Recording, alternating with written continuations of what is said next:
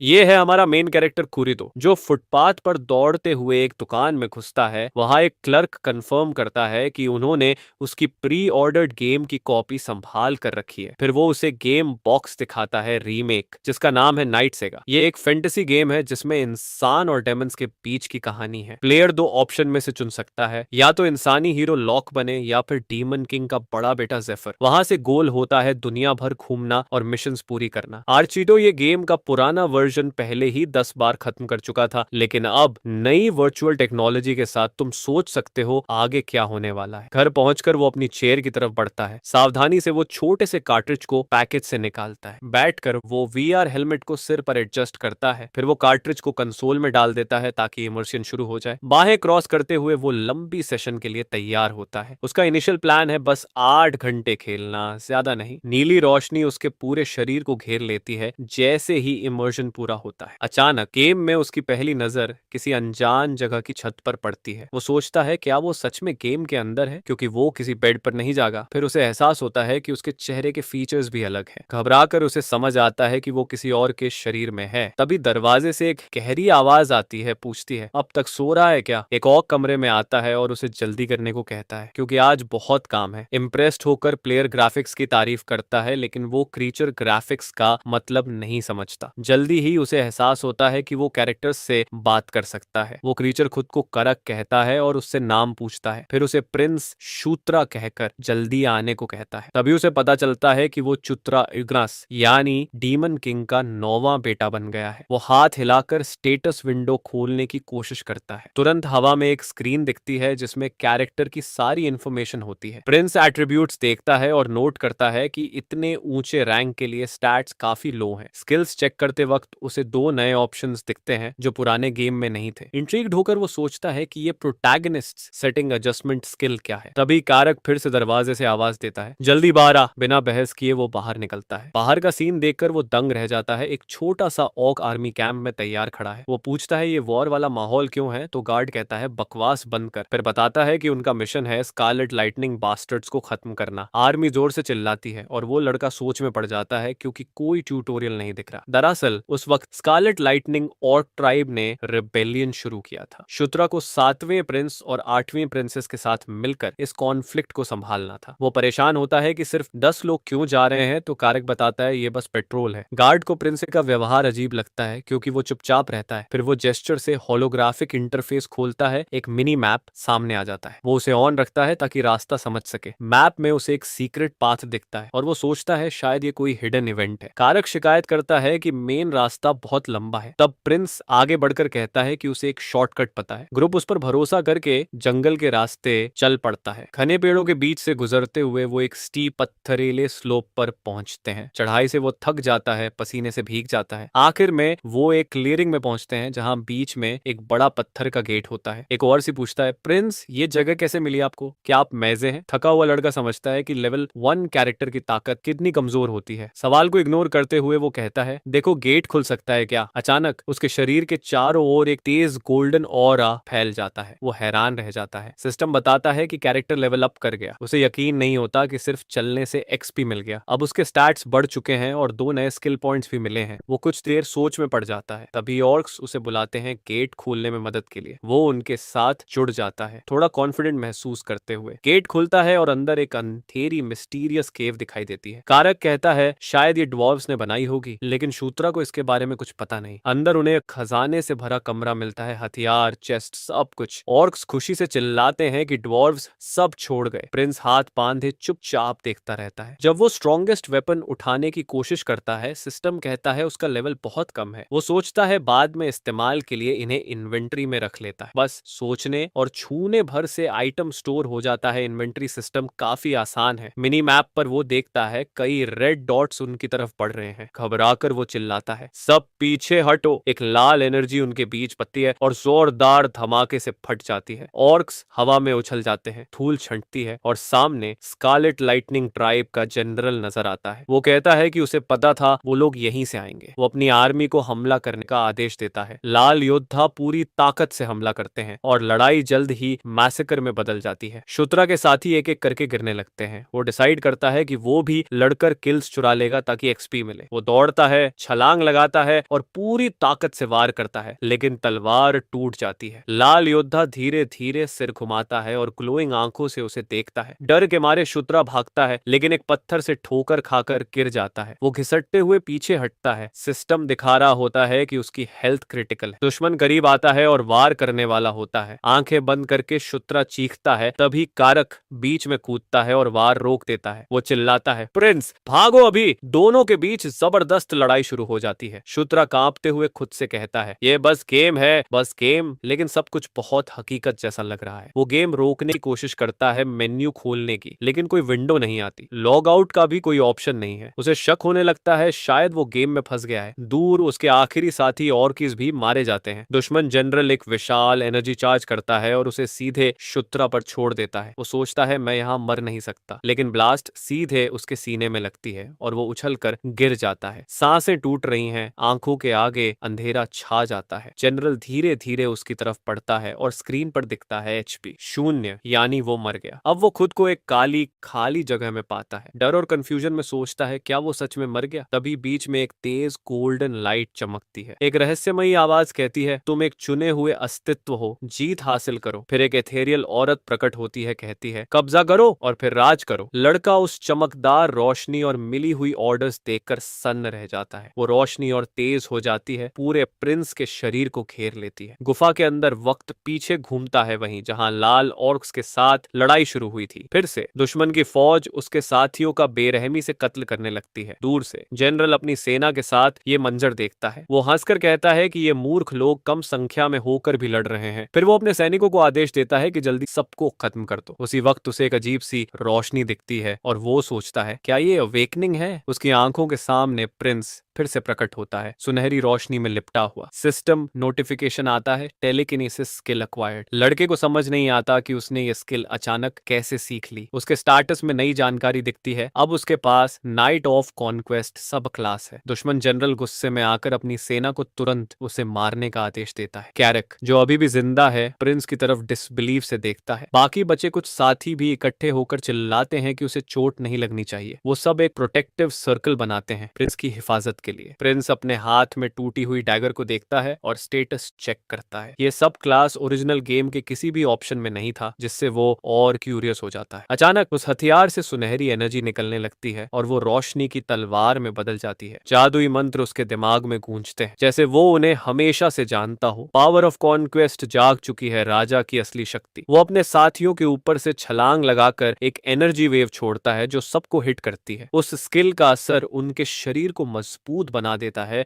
उनकी ताकत उफान पर आ जाती है। जोश में आकर ऑर्क्स दुश्मनों पर टूट पड़ते हैं। एक ऑर्क तो सिर्फ एक मुक्के में अपने विरोधी को कुचल देता है। अब वो सब रिन्यूड एनर्जी के साथ लड़ाई में छा जाते हैं। कुछ ही देर में बाजी पलट जाती है। प्रिंस की टीम का पलड़ा भारी हो जाता है। दुश्मन जनरल शॉक में देखता है कि उसके सैनिक एक एक करके गिर रहे हैं। वो चॉइस के बीच उस ताकत के सोर्स को ढूंढता है और आखिर उसकी नजर प्रिंस पर टिकती है, जो अब भी सुनहरी रोशनी में चमक रहा है। गुस्से में जनरल 3 एनर्जी क्रिस्टल समन करता है और उनकी तरफ फेंक देता है। प्रिंस बिना डरे उस अटैक का सामना करता है। कारक आगे बढ़कर स्पेल को रोकने की कोशिश करता है, लेकिन प्रिंस उसका कंधा पकड़कर रोक देता है। एक जोरदार धक्का देकर वो चिल्लाता है, अटैक। कराक पूरी ताकत से जनरल की तरफ दौड़ता है। लाल ट्राइब का नेता घबराकर उसे रुकने को कहता है, लेकिन देर हो चुकी होती है। कराक एक ही वार में जनरल को खत्म कर देता है। जनरल का शरीर जमीन पर गिरता है, बाकी सैनिकों की आंखों के सामने। बचे हुए वॉरियर्स डर के मारे भागने लगते हैं, लेकिन सिस्टम नोटिफिकेशन आता है, विजति मर्तुस बंधनम राजाया। फौरन 3 बार लेवल अप का मैसेज सामने आता है। प्रिंस दंग रह जाता है इतनी ज्यादा एक्सपीरियंस देखकर। कारक अपनी अभी भी चमकती हुई हथेली को देखता है, ये सोचते हुए कि ये शक्ति आई कहां से। लड़ाई खत्म होने के बाद भी सुनहरी एनर्जी उसके शरीर से निकल रही होती है। वो धीरे से अपने नेता की तरफ मुड़ता है, एक्सप्लेनेशन का इंतजार करते हुए। प्रिंस के चेहरे पर मुस्कान देखकर उसे शक हो जाता है कि ये सब उसी की वजह से हुआ है। कैंप में लौटकर ऑर्क्स अलाव के आसपास जीत का जश्न मनाते हैं, लेकिन टेंट में बैठा प्रिंस बेतहाशा लॉग आउट बटन ढूंढ रहा होता है। वो खुद को शांत करने की कोशिश करता है और 2 थ्योरीज सोचता है। पहली, शायद रियल वर्ल्ड में कोई क्रिटिकल बग है और वो वर्चुअल रियलिटी में फंस गया है। दूसरी, जो और भी पागलपन लगती है, शायद ये गेम नहीं बल्कि असली दुनिया है। शायद वो खुद गेम की कहानी में आ गया है या किसी आइडेंटिकल दुनिया में पहुंच गया है। रियलिस्टिक माहौल, खुद से बात करते NPC और सेंसर की कमी उसे ये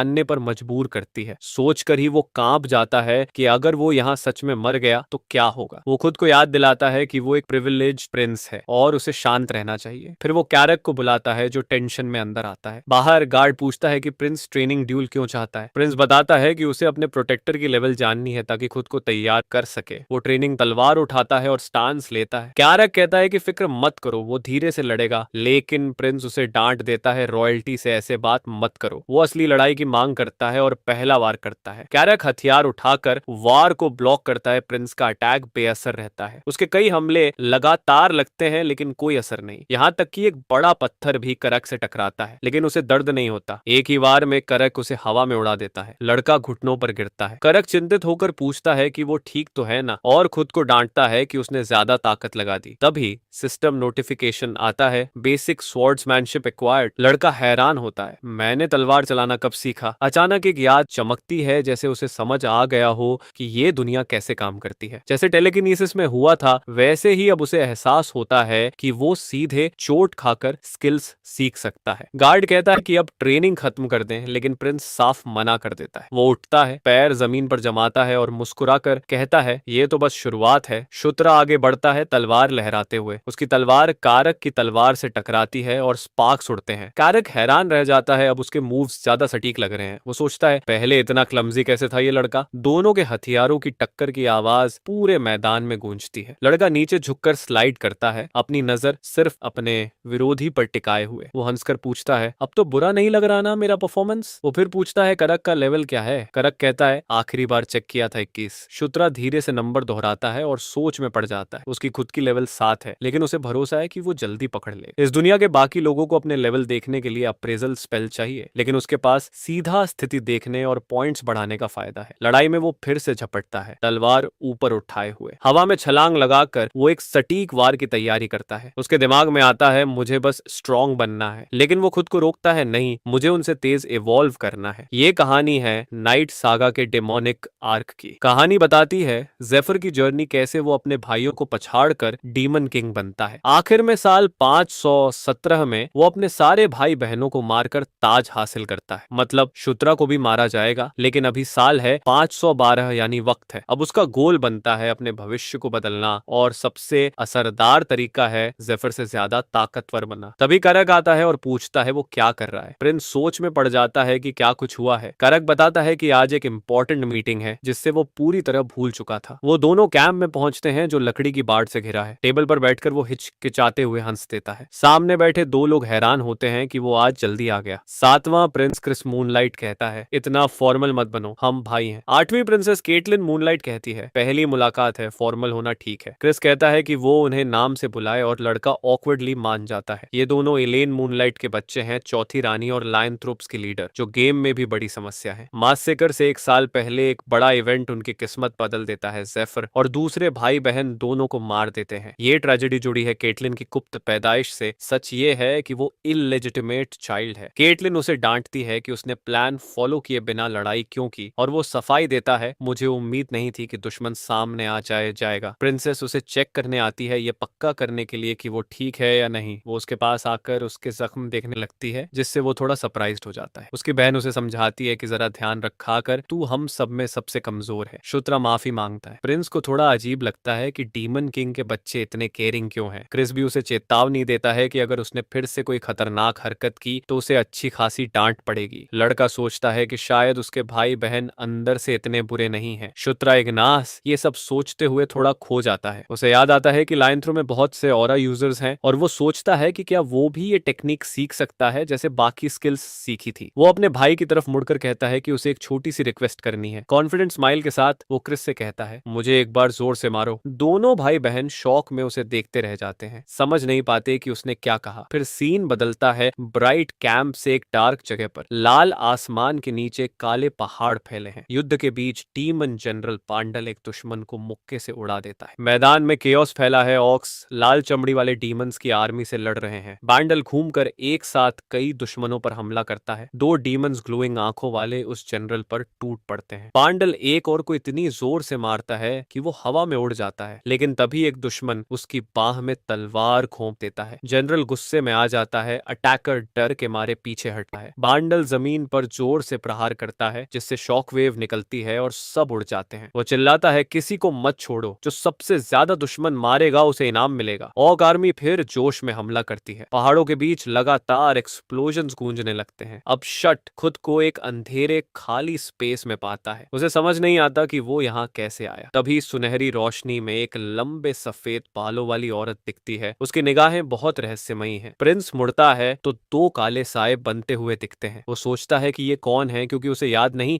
कि नाइट सागा की कहानी में ऐसे लोग थे। वही औरत अब उसके पीछे आ जाती है और वो शक भरी नजरों से उसे देखता है। अचानक तेज सुनहरी रोशनी चारों तरफ फैल जाती है। फिर वो एकदम जाग जाता है, बिस्तर पर लेटा हुआ छत की तरफ देख रहा है। पूरा कंफ्यूज्ड होकर बैठता है, सिर पकड़ लेता है। क्या ये सब सपना था? तभी करक उसके पास आकर पूछता है, जाग गए प्रिंस? वो डर के मारे चिल्ला देता है। करक हंसकर कहता है, लगता है अब ठीक हो। ऑर्क पूछता है, प्रिंस आपने प्रिंसेस को क्यों कहा था कि वो आपको मारे? बाद में आप कुछ बड़बड़ा भी रहे थे। प्रिंस खुद को देखकर हैरान होता है। उसके चारों तरफ हल्की सी एनर्जी की ऑरा फैली हुई है। सिस्टम नोटिफिकेशन आता है, एरा लेवल 1 प्राप्त हुआ। लड़का खुश होकर चिल्ला उठता है। आखिरकार वो इसे महसूस कर पा रहा है। गार्ड पूछता है, क्या सिर्फ ऑरा के वार से उसे जागृत किया जा सकता है? प्रिंस कहता है, कुछ ऐसा ही है। यही बात समझाती है कि थंडर ट्राइब के खिलाफ उसने अचानक इतनी एनर्जी कैसे दिखाई थी। फिर प्रिंस पूछता है, मैं सो रहा था तब कुछ हुआ क्या? कारक बताता है, हाँ हुआ, मेन फोर्स ने भी थंडर ट्राइब को हरा दिया। प्रिंस हैरान रह जाता है। उसे लगा वो और उसके भाई बहन ही मेन फोर्स थे। कारक सुधारता है और बताता है कि कमांडर जनरल बंडल था। प्रिंस शॉक में रह जाता है। उसे याद आता है कि गेम में बंडल सबसे ताकतवर और उसके फेवरेट सबॉर्डिनेट्स में से एक था। अचानक उसके दिमाग में आइडिया आता है, ये तो मेरा मौका है। उसे याद है कि बंडल जेफर के अधीन साल 515 में आता है, यानी अभी वो उसके भाई के साथ नहीं जुड़ा। चालाक मुस्कान के साथ वो सोचता है, मुझे उससे पहले ही उसे अपने साइड में लेना होगा। उसे जनरल की हर चीज पता है, उसे क्या पसंद है, क्या इनाम चाहिए, कौन सी स्किल में माहिर है, और बंडल को जीतने का सबसे जरूरी तरीका है उसे सीधा लड़ाई में हराना। प्रिंस निश्चय करता है, मेरा पहला कदम होगा जनरल बंडल को अपना सबॉर्डिनेट बनाना। फिर सीन बदलता है। केटलिन के कैंप में सब टेंट्स में शोर मच जाता है। शट अपने भाई बहनों को एनर्जी स्फीयर दिखाता है। सब शॉक्ड है। उसने सिर्फ एक दिन में ऑरा एमिशन लेवल 1 हासिल कर लिया। प्रिंस मुस्कुराता है, सोचता है, एक्सपेक्टेड था, मैंने सारे पॉइंट्स इसी स्किल में लगाए थे। ये डिसीजन जल्दबाजी में नहीं लिया था, क्योंकि ऑरा फिजिकल एबिलिटीज बढ़ाता है, टेलीकिनेसिस से ज्यादा यूजफुल है। क्रिस फिर भी डाउट करता है, पूछता है, क्या तेरी गैन हार्बर रेस की वजह से ऐसा हो रहा है? फिर वो कहता है, क्या तू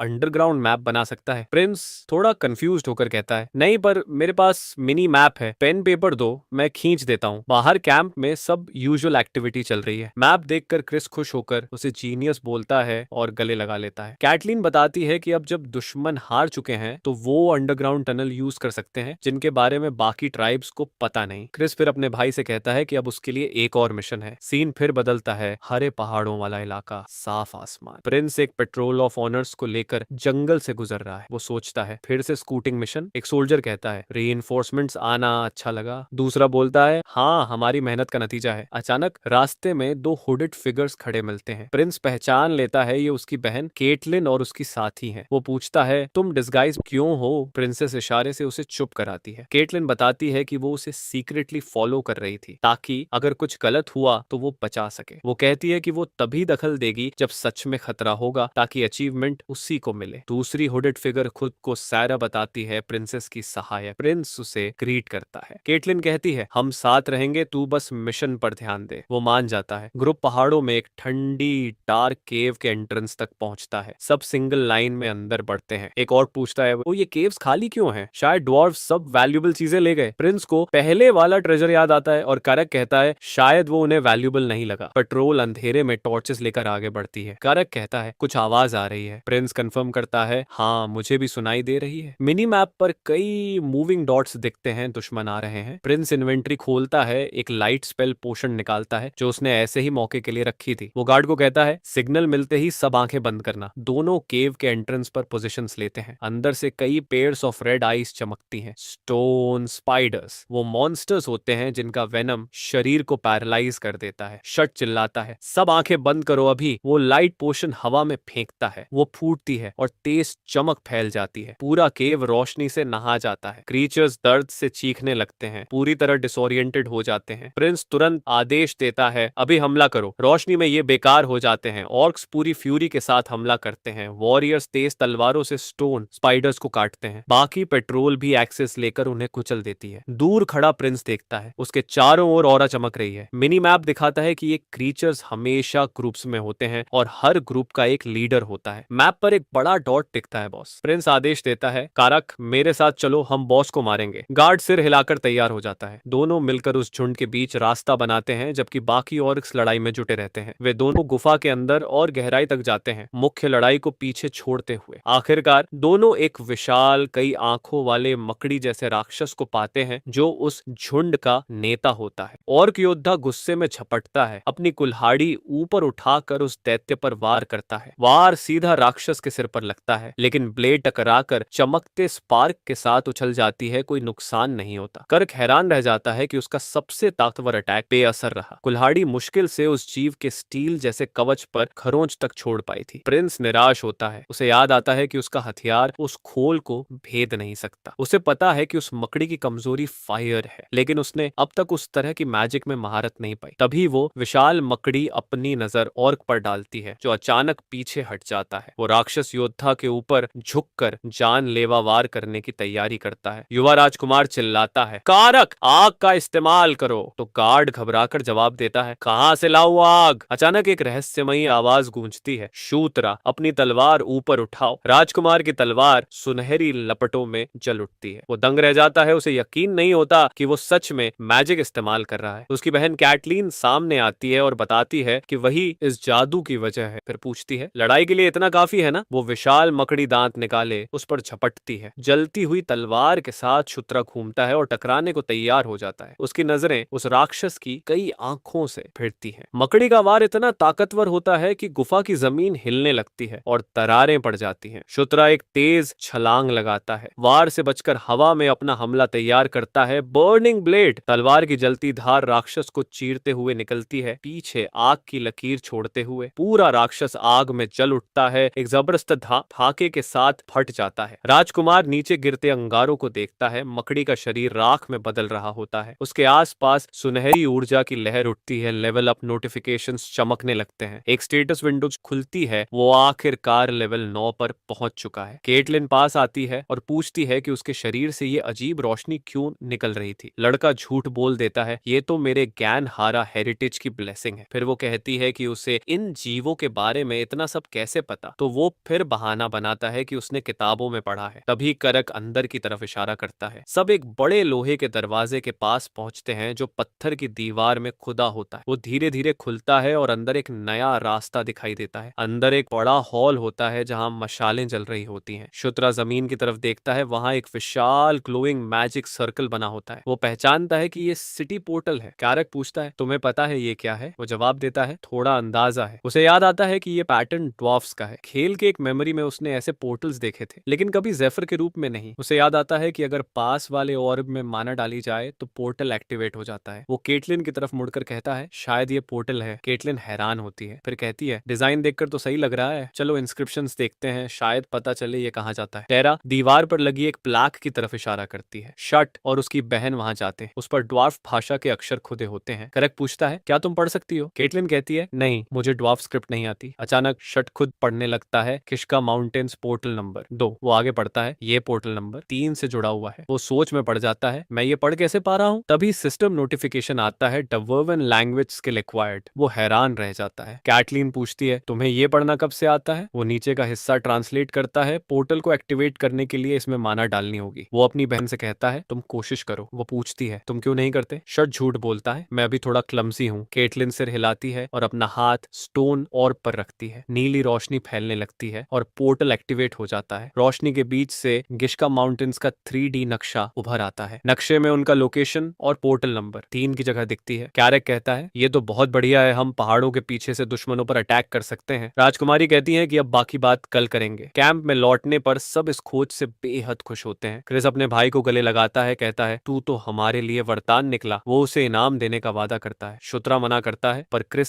जिद करता है, बड़े भाई होने के नाते मैं कुछ दूंगा ही। शट थोड़ी झिझक के बाद कहता है, तो क्या मैं एक थोड़ा अजीब रिक्वेस्ट कर सकता हूँ? क्रिस उत्सुक होकर पूछता है, क्या? शट कहता है, मुझे बीस्ट गॉड फिस्ट की कला सीखनी है। क्रिस हैरान रह जाता है। शट समझाता है कि उसका लेवल अभी छोटा है, इसलिए वो हथियार ठीक से नहीं चला सकता, पर टेक्निक्स तो अलग बात है। बीस्ट गॉड फिस्ट एक एस रैंक की मार्शल आर्ट है जो लैंथ्रोप रॉयल फैमिली में ही सिखाई जाती है। शट कहता है अगर ये मुमकिन नहीं तो कोई बात नहीं, लेकिन क्रिस मुस्कुराता है। ठीक है, मैं तुझे और पार्ट सिखाऊंगा। शट की आंखें चमक उठती हैं। क्रिस पूछता है ये गिफ्ट चलेगा? शट खुश होकर कहता है बिल्कुल परफेक्ट है। क्रिस उसका नाम लेकर कहता है अब से मैं तुझे सच्चा भाई मान सकता हूँ। ये सुनकर शट कुछ पल के लिए चुप हो जाता है, फिर हल्की मुस्कान के साथ कहता है हाँ, भाई बनना मुझे भी अच्छा लगेगा। दोनों हाथ मिलाते हैं, नई अलायंस की शुरुआत होती है। सिस्टम में नोटिफिकेशन आता है normal alliance established with Chris and Caitlin Moonlight. दृश्य बदलता है, पहाड़ों की एक श्रृंखला पर शाम का आसमान फैला हुआ है। स्कारलेट थंडर ट्राइब के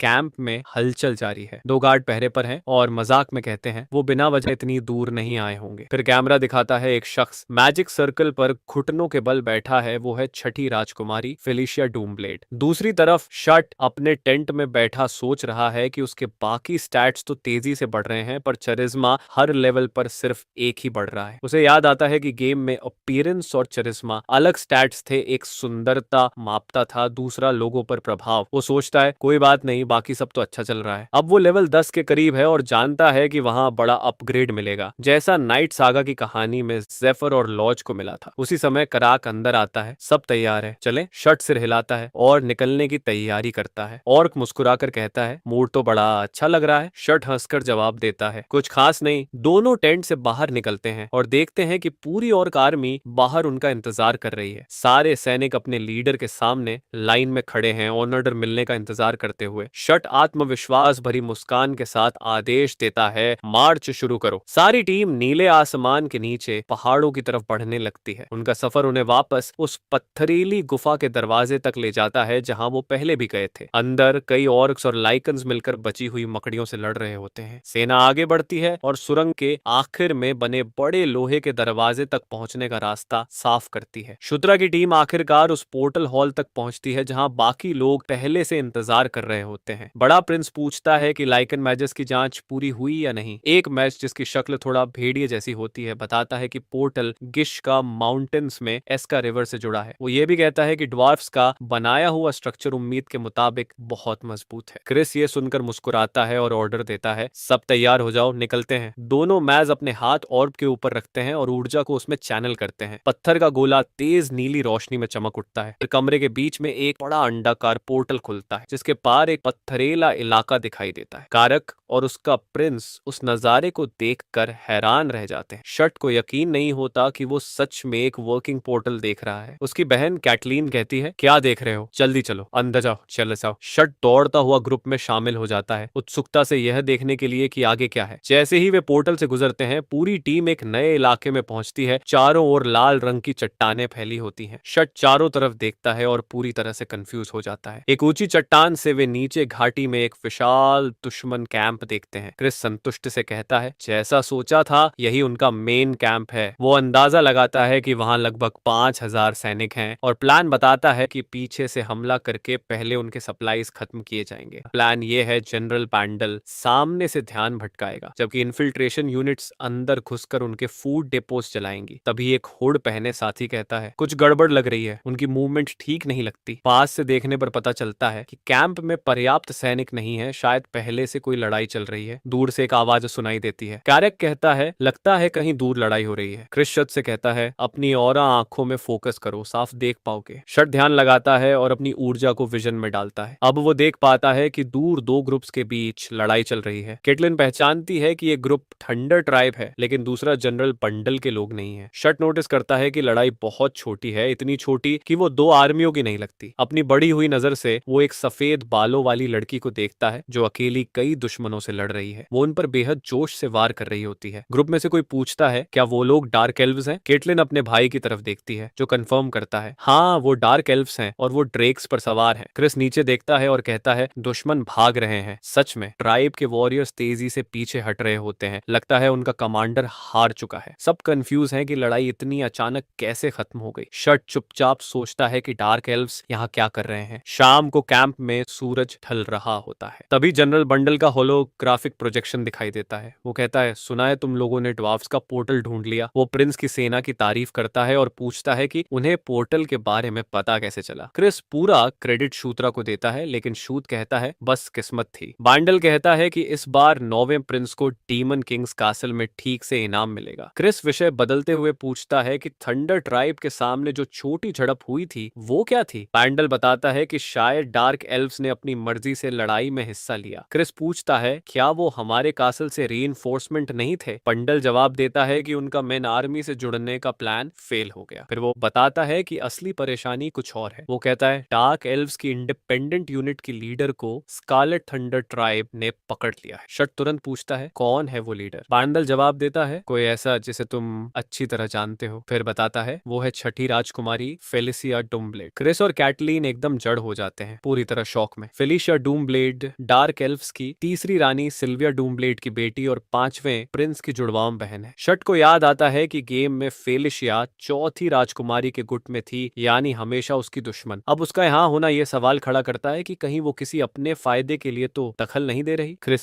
सोच में कहता है क्या स्कारलेट थंडर ट्राइब को पता भी है कि जो डार्क एल्फ उन्होंने पकड़ी है वो फेलिसिया है। बंडल जवाब देता है अभी तक ये कंफर्म नहीं हो पाया। शट पूछता है तो अब प्लान क्या है। बंडल कहता है रेस्क्यू तभी होगा जब वो हम पर अटैक करें। क्रिस सख्ती से कहता है हम किसी के आगे झुकने या बात करने का इरादा नहीं रखते। बंडल सहमत होता है और कहता है कि वो और जानकारी जुटाकर फिर संपर्क करेगा। जैसे ही होलोग्राम गायब होता है तीनों कमरे में खामोश खड़े रहते हैं। क्रिस हल्की मुस्कान के साथ कहता है हमारी चालाक बहन अब कैदी बन गई है। केटलिन गुस्से में कहती है अगर फिलिशा जिंदा है तो हमें उसे बचाना होगा। क्रिस जवाब देता है इतना आसान नहीं है, रेस्क्यू में हमारे कई लोग मारे जा सकते हैं। केटलिन उसका हाथ पकड़ लेती है वो हमारी बहन है, हमें उसे बचाना ही होगा। शट चुपचाप दोनों को देखता है, फिर कहता है मुझे पता है फैसला मुश्किल है लेकिन हमें हकीकत देखनी होगी। कुछ देर बाद पहाड़ों में बने मिलिट्री कैंप में सब स्ट्रैटेजी मीटिंग के लिए इकट्ठा होते हैं। क्रिस टेबल के सामने खड़ा होकर कहता है प्लान सिंपल है, जैसे ही जनरल बैंडल दुश्मनों का ध्यान खींचेगा हम पीछे से अटैक करेंगे। वो नक्शे पर दिखाता है कि वो खुद सेंटर से आगे बढ़ेगा जबकि केटलिन और शट अपनी अपनी टीम लीड करेंगे। शट पूछता है क्या मिशन रेस्क्यू का है। क्रिस सिर हिलाता है हाँ, लेकिन पहले हम उनकी आर्मरी और फूड डिपो जलाएंगे और अगर हालात बिगड़े तो तुरंत पीछे हट जाना फेलिशिया के लिए और जान नहीं जाएंगी। केटलिन गुस्से में बोलती है वो फैमिली है। क्रिस ठंडे लहजे में जवाब देता है मैं कमांडर हूँ, ऑर्डर मानो। शट समझ जाता है कि 7वें प्रिंस का अपनी बहन को बचाने का कोई इरादा नहीं है। रात होते ही हमला शुरू होता है। सैनिक पहाड़ों के बीच से अपने टारगेट की तरफ बढ़ते हैं। युद्ध का नारा गूंजता है फॉर द डीमन आर्मी। ऊंची चट्टान पर खड़ा क्रिस अपने स्क्वाड के साथ नीचे कैंप को देखता है। वो पूरे लेआउट को एनालाइज करता है।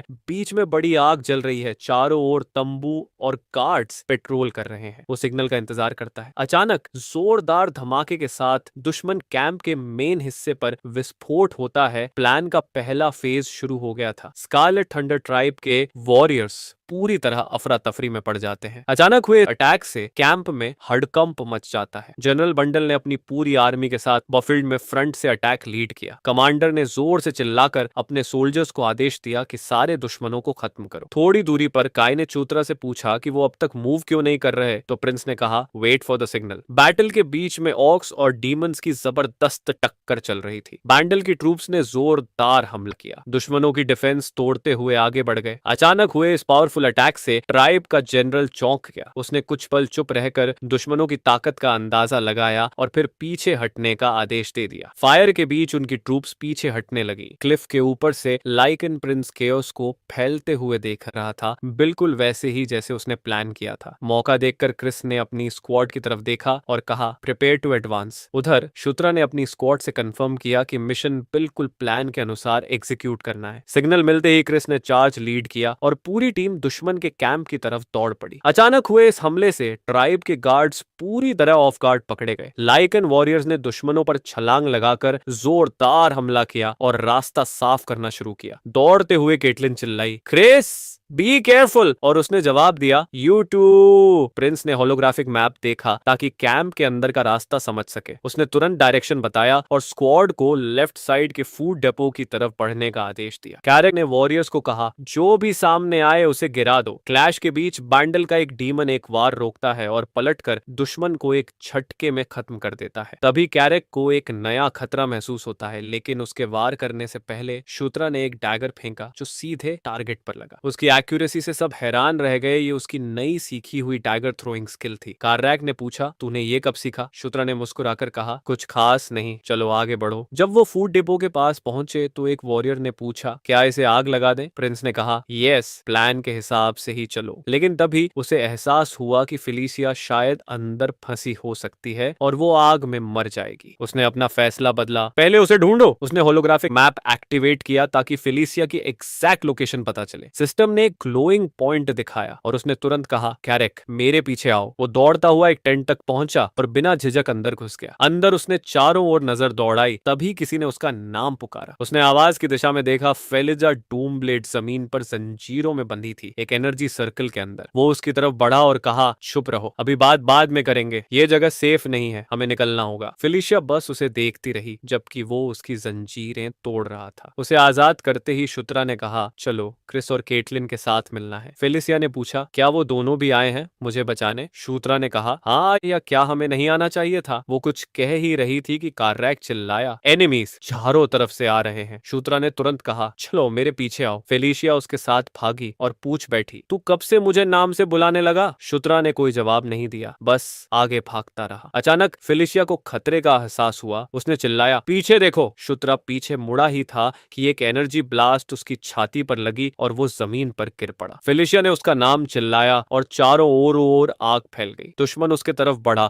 पर तभी पीछे से एनर्जी का एक धमाका हुआ। फ्लेम्स के बीच से एक सिलुएट उठता हुआ दिखाई दिया। वो शुत्रा था जो अब एनर्जी बो पकड़े खड़ा था। उसने मुस्कुराते हुए एक एरो चलाया और एक मैसिव एक्सप्लोजन हुआ। उसने लगातार कई एरोस छोड़े जो सीधा निशाने पर लगे। कई धमाके एक साथ हुए। वो बोला, ये तो रियल मैजिक है। खुश होकर उसने अपने नए स्किल की ताकत महसूस की। अचानक जमीन से आइस बैरियर उठा और उसके सामने का हमला रोक दिया। वो हैरान होकर देखने लगा, ऊपर एक एनिमी आर्चर था जो फेलिसिया पर निशाना साध रहा था। शूत्र ने तुरंत उसे धक्का देकर कहा, पीछे हटो, पास मत आना। तभी आकाश से आइस प्रोजेक्टाइल्स बरसने लगे। उसने मुस्कुराकर कहा, यह पावर भी मेरी होगी। आइस एरो उस पर सीधा लगा और जोरदार ब्लास्ट हुआ। मिस्ट फैल गई पर शुत्रा उसकी बीच से बाहर निकला। उसने आइस एरो स्किल अब्सॉर्ब कर ली थी लेकिन उसका हेल्थ बहुत कम रह गया था। सिस्टम ने वार्निंग दी कि वो लाइफ थ्रेटनिंग स्थिति में है। तभी फेलिसिया आई और बोली, तुझे किसने कहा मुझे बचाने? वो कुछ नहीं बोला। वो चिल्लाई, तू सबसे कमजोर है, किसी को बचाने की हालत में नहीं। शुत्रा कंफ्यूज था, समझ नहीं पा रहा था वो ऐसा क्यों बोल रही है। वो बोली, तू मैजिक कब से यूज करने लगा? उसी वक्त फेलिशिया ने उसका आइस डैगर पकड़ लिया और हीलिंग एनर्जी उसके शरीर को घेरने लगी। कुछ ही सेकंड में उसकी छाती का घाव पूरी तरह भर गया। सिस्टम ने कंफर्म किया कि उसे हीलिंग स्किल मिल गई है। फेलिशिया ने पूछा, अब ठीक लग रहा है? शुत्रा ने कहा, हाँ थैंक्स। तभी एक जोरदार आवाज आई और दोनों ने मुड़कर देखा। विनाश के बीच से एक विशाल क्रीचर निकला जिसकी रेड ऑरा चमक रही थी। शुत्रा ने तुरंत पहचान लिया कि वो एक ब्लड ऑगर है। उसने पूछा, क्या हमें बचने के लिए इसके पास से गुजरना होगा? उसने हाँ में जवाब दे दिया और दोनों ने देखा कि वो दैत्य उनकी तरफ बढ़ रहा है। ओगर गरजते हुए उन पर झपटा। दोनों ने लड़ाई के लिए खुद को तैयार किया। ब्लड ओगर ने अपनी मुट्ठी जमीन पर मारी जिससे जमीन हिल गई। शुत्रा और फेलिशिया तुरंत पीछे कूदे ताकि टक्कर से बच सके। नौजवान प्रिंस हैरान था कि इतने बड़े शरीर के बावजूद वो राक्षस कितनी तेजी से चलता है। फिर राजकुमारी ने उससे कहा कि उसे थोड़ा वक्त दे ताकि वो अपना मैजिक इस्तेमाल कर सके। वो बोला, मैं ऐसा कैसे करूं? उसी वक्त उस राक्षस का एक और वार जमीन तोड़ गया और दोनों को फिर पीछे हटना पड़ा। प्रिंस ने तय किया कि वो दुश्मन का ध्यान अपनी तरफ खींचेगा। उसने फेलिसिया से कहा, अपना स्पेल तैयार करो। तभी उसने कराक को आवाज लगाई जो दूर से बोला, पिछली बार वाली स्ट्रैटेजी ही इस्तेमाल करो। बिना वक्त गनवाए प्रिंस ने अपनी सिस्टम इन्वेंटरी खोली और एक खास आइटम निकाला, ड्वार्वन डैगर। जैसे ही उसने उसे चुना, वो हथियार उसकी हथेली में एनर्जी के साथ प्रकट हुआ। उसने ब्लेड को जमीन की तरफ किया और अपनी स्किल एक्टिवेट की। एक तेज एनर्जी वेव फैली और उसने उस टेक्निक का नाम चिल्लाया। एनर्जी उसके साथी की तरफ चली गई। वो ऑरा करक के पूरे शरीर को घेर लिया जिससे उसकी ताकत कई गुना बढ़ गई। शक्ति से भरा वो ऑर्क जोर से गरजा और लड़ाई के लिए तैयार हो गया। उसकी ताकत देखकर ब्लड ऑग्र एक पल के लिए रुक गया। कराक ने मौका देखकर वार किया। ऑग्र ने उसे मुक्का मारने की कोशिश की लेकिन उसने अपनी कुल्हाड़ी से ब्लॉक कर लिया। टक्कर से ऑग्र कुछ कदम पीछे हट गया। तुरंत कराक ने काउंटर अटैक किया और पूरी ताकत से ओगर के सीने पर वार किया। ओगर दर्द से गरज उठा। उधर फेलिशिया हवा में तैरने लगी। उसके चारों ओर चमकती हुई रोशनी घूम रही थी। उसने अपनी एनर्जी चैनल की और जमीन पर एक जादू डाला जिससे जमीन फिसलन भरी हो गई। ओगर के पैर फिसले और वो धड़ाम से पीछे गिर पड़ा। कराक ने मौका पकड़ा, ऊपर उछला और हवा में लटकते हुए बोला, यही इस लड़ाई का अंत है। और फिर वो जोरदार वार रफ्तार के साथ ऑग्र के सीने पर उतरा। ऑग्र ने एक आखिरी दहाड़ मारी और वहीं ढेर हो गया। लड़ाई खत्म हो चुकी थी। शूद्रा ने चारों ओर तबाह कैंप को देखा और हल्की मुस्कान दी। तभी एक एनर्जी ऑरा ने उसे घेर लिया और सिस्टम नोटिफिकेशन सामने आई। उसका लेवल अब 10 हो चुका था और उसकी प्रोटैगनिस्ट स्किल भी बढ़ी थी। वो मुस्कुराया, अपने शरीर में बहती नई ताकत को महसूस करते हुए। फिर एक गिफ्ट बॉक्स खुला जिसमें एक पैसिव स्किल मिली जो उस पर फेंके गए प्रोजेक्टाइल्स की एक्यूरेसी घटा सकती थी। वो समझ गया कि ये एक डॉजिंग स्किल है जो लॉन्ग रेंज अटैक्स से बचाती है। स्क्रीन पर एक इमेज दिखी जिसमें एक कैरेक्टर कई हमलों से बच रहा था। शूद्रा ने मुस्कुराते हुए कहा, अब मैं भी प्रोटैगनिस्ट वाला इफेक्ट दिखा सकता हूँ। उसी वक्त दुश्मन योद्धाओं का एक नया झुंड कैंप से बाहर आया। फेलिसिया ने उसका नाम पुकारा, शूद्रा,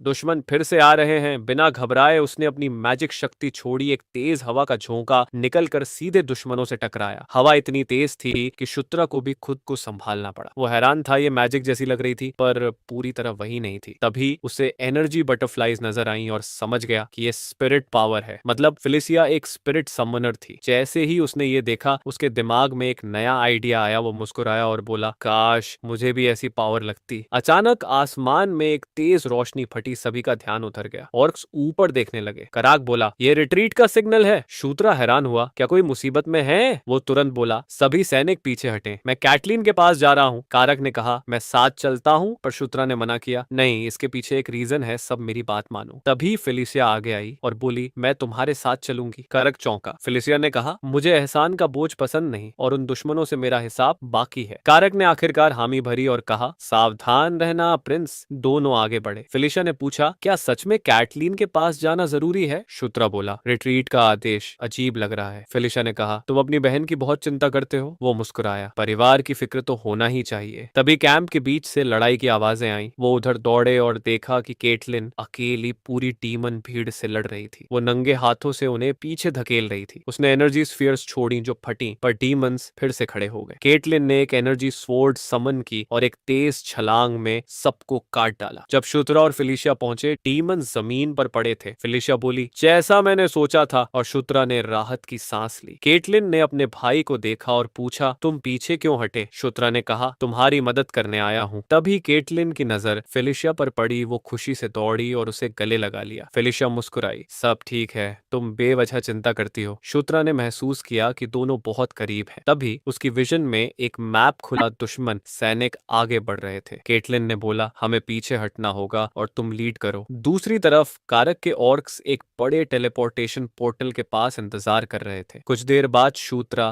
फेलिसिया और कैटलीन उस पोर्टल से गुजरे। छठी राजकुमारी ने पूछा, क्या सच में तुमने ही पोर्टल ढूंढा? केटलिन ने कहा, हाँ, ये मिशन में बहुत मददगार रहा। फिर कारक पास आया और बोला, तुम बहुत बदल गए हो। तभी क्रिस की आवाज आई, सभी सुरक्षित लौट आए हैं। वो आगे आया, आत्मविश्वास भरी मुस्कान के साथ। केटलिन ने कहा, देखो, मैंने फेलिसिया को वापस लाया है। फेलिसिया ने मुस्कुराते हुए क्रिस से कहा, काफी वक्त हो गया। क्रिस ने कुछ पल चुप रहकर उसकी तरफ देखा, फिर बोला, हाँ फेलिसिया, काफी वक्त हो गया। समुद्री सैनिक अब एक अंधेरी गुफा में पहुंच गए थे जिसकी दीवारों पर मशालें जल रही थी। चलते हुए क्रिस ने बताया कि जनरल बांडल ने भी अपनी लड़ाई जीत ली है। याकुजान कैंप को जलता देख पीछे हट गया था। नाम सुनकर चूत्रा ने पूछा, ये याकुजान कौन है? केटलिन ने जवाब दिया, वो स्कारलेट लाइटनिंग ट्राइब का चीफ है। ये सुनकर फेलिसिया ने पूछा, क्या याकुजान ने सरेंडर कर दिया? क्रिस ने कहा, नहीं, वो भाग गया है, लेकिन फिर से रीग्रुप हो सकता है। फिर उसने बताया कि अगले दिन वो करुम की सेना पर हमला करेंगे ताकि दोनों दुश्मन टुकड़ियां आपस में न मिल सके। फिर चूत्रा ने विषय बदलते हुए फेलिसिया से पूछा, तुम यहाँ कैसे आई? उसने बताया, मैं पास के खंडहरों की जांच कर रही थी, लेकिन जब लड़ाई शुरू हुई तो मदद करने गई और पकड़ ली गई। क्रिस को शक हुआ, सच में बस इतना ही? फेलिसिया ने घुरकर जवाब दिया, तुम सोचते हो मैं झूठ बोल रही हूँ? दोनों कुछ देर तक चुपचाप एक दूसरे को देखते रहे। फिर क्रिस ने हार मानते हुए कहा, ठीक है, अब ये बात छोड़ो और आराम करो। फेलिसिया ने थैंक्स कहा और चली गई। क्रिस ने सबको भी कहा कि वो आराम करें ताकि ताकत वापस आ सके। थोड़ी देर बाद सैनिक आग के चारों ओर बैठे खाना खा रहे थे। एक कोने में शूद्रा अपनी स्किल्स विंडो देखकर खुश था। वो अपनी टेक्निक्स देख ही रहा था कि किसी ने उसका नाम पुकारा। पीछे मुड़ा तो देखा फेलिसिया दरवाजे पर खड़ी थी। उसने पूछा, क्या मैं अंदर आ सकती हूँ? शूद्रा बोला, इस वक्त तुम यहाँ क्या कर रही हो? वो कुछ नहीं बोली, बस उसकी तरफ देखती रही। फिर धीरे धीरे उसकी ओर बढ़ी। वो उसके सामने रुककर फिर से उसका नाम बोली, शूद्रा। अचानक उसने झटके से उसका कॉलर पकड़ लिया। शूद्रा बिल्कुल चौंक गया, कुछ समझ नहीं पाया। फेलिसिया ने गंभीर नजर से कहा, मेरी बात मानो। वो हक्का बक्का रह गया। क्या? वो बोली, अपने कपड़े उतारो। शूद्रा और भी कंफ्यूज हो गया। क्यों? फेलिसिया ने कहा, क्या तुम चाहोगे कि मैं तुम्हारी चोट ठीक से ट्रीट ना करूं? वो बस उलझन में उसे देखता रहा। फेलिसिया ने समझाया, पहले जो किया था वो बस फर्स्ट एड था, अब मैं हीलिंग मैजिक से अंदरूनी चोटें ठीक करूंगी। उसने पूछा, पहले तुम्हारे शरीर से जो रोशनी निकल रही थी वो क्या थी? शूत्रा ने कहा, ऐसा कभी कभी होता है। फिर उसने कहा कि उसके पास फेलिसिया के लिए एक रिक्वेस्ट है। मुस्कुराते हुए वो थोड़ा आगे बढ़ा और बोला, ये कुछ ऐसा है जो सिर्फ तुम कर सकती हो। जैसे ही उसने ये कहा, उसकी स्टेटस विंडो में 3 नई हीलिंग स्किल्स दिखाई दी। परिणाम से खुश होकर वो फिर से कपड़े पहनता है और अपनी नई स्किल्स चेक करता है। उसने वो 3 हीलिंग स्पेल सीख लिए थे जो फेलिशिया ने उस पर इस्तेमाल किए थे। कुछ देर बाद वो केटलिन से मिला और बोला, आज मेरा ट्रेनिंग डे है। केटलिन मुस्कुराई और बोली, आज तुम बीस्ट फिस्ट आर्ट की वेयरवुल्फ ब्रांच सीखोगे। उसने समझाया कि ये लायनथ्रोप्स की खास मार्शल आर्ट है। शूत्रा ने समझ लिया कि वेयरवुल्फ स्टाइल इस टेक्निक की बेस है और इसी वजह से केटलिन उसे सिखा रही थी। फिर केटलिन ने बताया कि इस स्टाइल में इंटरनल और एक्सटर्नल ऑरा दोनों का इस्तेमाल होता है और आज वो उसे इंटरनल ऑरा सिखाएगी। उसने आंखें बंद की और अपने अंदर एनर्जी महसूस की। वो ताकत उसके पूरे शरीर में बह रही थी। वो समझ गया कि ये ऑरा दरअसल लाइफ फोर्स है और अपने चरम पर ये सोल पावर बन जाती है। जैसे ही एनर्जी बढ़ी, उसने आंखें खोली, एक सिस्टम नोटिफिकेशन आई कि उसे पैसिव स्किल प्रोटैगनिस्ट फिजिक मिली है। उसमें लिखा था कि ये ट्रेनिंग एफिशिएंसी बढ़ाती है और लेवलिंग के साथ स्पेशल ट्रेट्स अनलॉक करती है। वो मुस्कुराया। ये एक और पावरफुल स्किल थी, बाकी पैसिव एबिलिटीज के बराबर। उसे समझ आया कि सिस्टम उसकी स्किल्स के बढ़ने के साथ नई फंक्शंस जोड़ रहा है। वो मुट्ठियां बांधकर बोला, तो ये होता है प्रोटैगनिस्ट होना। तभी केटलिन ने उसे पुकारा, क्या कर रहे हो? वो हंसते हुए बोला, सॉरी, थोड़ी देर के लिए खो गया था। केटलिन बोली, अब असली ट्रेनिंग शुरू करते हैं। ट्रेनिंग शुरू हुई। उसने जल्दी ही स्किल हासिल कर ली और अपने मुक्कों में ऑरा प्रकट किया। केटलिन उसकी स्पीड और मूवमेंट देखकर बोली, कमाल है, तुमने तो बेसिक्स फटाफट सीख लिए। अपने हाथों को देखते हुए शूत्रा ने उस नई ताकत को महसूस किया। केटलिन उसे अगला मूव सिखाने ही वाली थी कि एक सिपाही दौड़ता हुआ आया। कुछ बहुत बुरा हुआ है। दूर क्रिस बाकी लोगों को बता रहा था कि कारम की यूनिट गायब हो गई है। सभी ने हैरानी से एक दूसरे को देखा। क्रिस ने कहा, लगता है दुश्मनों को हमारी प्लानिंग का पता चल गया है। कैटलीन ने पूछा, अब क्या करेंगे? क्रिस ने नक्शे पर वो जगह दिखाई जहां याकुजान और कारुम की सेनाएं मिलने वाली थी। शूत्रा ने कहा, संभावना तो है, हमें ये रिस्क लेना होगा। क्रिस ने ऐलान किया, हम जनरल के साथ मिलकर स्कारलेट लाइटनिंग ट्राइब के खिलाफ एक बड़ी जंग लड़ेंगे। अब सीन बदला दुश्मन सेना के मुख्य कैंप में। जनरल बंडल ने क्रिस का गर्मजोशी से स्वागत किया। अच्छा हुआ तुम आ गए। क्रिस मुस्कुराया, आप हमेशा जैसे ही हैं जनरल। बंडल ने राजकुमारियों की तरफ देखा। तभी फेलिसिया ने बीच में बोलते हुए पूछा, मेरे सैनिक कहाँ हैं? शूत्रा ये देख मुस्कुरा उठा। जनरल को देखकर उसे याद आया, बंडल उसका पसंदीदा किरदार था नाइट सागा गेम में। वो आगे बढ़ा और औपचारिक रूप से बोला, मैं 9th प्रिंस हूँ। जनरल कुछ पल चुप रहा, फिर उसका हाथ मिलाया और कहा, स्वागत है प्रिंस। अचानक शूत्रा की विजन बदल गई। एक सफेद बालों वाली औरत उसके सामने आई, तेज रोशनी में घिरी हुई। उसकी आंखें अलग अलग रंगों की थीं। फिर आग में लिपटी दूसरी शख्सियत सामने आई, लाल आर्मर वाली एक योद्धा। दोनोों कुछ सेकंड एक दूसरे को घूरते रहे। अचानक शूत्रा खुद को उनके बीच पाया। वो नजारा देखकर दंग रह गया। उसके सामने कॉन्क्वेस्ट और वॉर के प्रतीक उभरे। फिर एक झटके में वो जाग गया। वो अपने बिस्तर पर बैठा था। उसे समझ नहीं आया कि यह सपना था या हकीकत। उसे याद आया